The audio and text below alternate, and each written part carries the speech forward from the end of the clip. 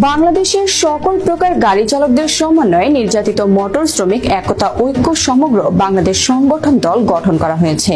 রুমিন চৌধুরীর তথ্যচিত্রে বিস্তারিত। আসসালামু আলাইকুম, welcome to Bangladesh motor department.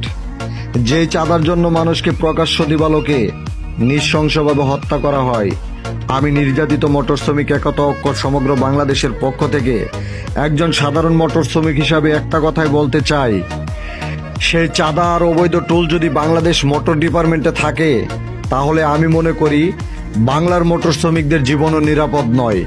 তাই আমি অতি অবিলম্বে একটা কথাই বলতে চাই, বাংলাদেশ মোটর ডিপার্টমেন্টের পক্ষ থেকে নির্যাতিত মোটর শ্রমিক একতা ঐক্য সমগ্র বাংলাদেশের পক্ষ থেকে বাংলাদেশের 64 জেলায় যেখানে অবৈধ টোল চাঁদা নেওয়া হয় আপনারা আমাদেরকে অবগত করবেন। আমরা 24 ঘন্টার ভিতরে তাদের বিরুদ্ধে অ্যাকশন শুরু করব। আমরা বাংলাদেশে কোনো অবৈধ চাঁদা টোল এগুলা দেখতে চাই না। আমাদের গাম জড়ানোর টাকা কোনো চাঁদাবাজদেরকে দিতে চাই না। আমাদের গাম জড়ানোর টাকা কোনো রাজনৈতিক দলকে দিতে চাই না। আমাদের গাম জড়ানোর টাকায় আমাদের জীবনযাপন করব, আমরা হাসি মুখে থাকবো। তো এতটুকুই কথা ছিল। আদেশক্রমে নির্যাতিত মোটর শ্রমিক একতা ঐক্য সমগ্র বাংলাদেশ, দুনিয়ার মজদুর এক হও। এখন আমাদের প্রতিবাদ করার সময়, এখন আমরা অবশ্যই প্রতিবাদ করব। লড়াই লড়াই লড়াই চাই, লড়াই করে বাঁচতে চাই।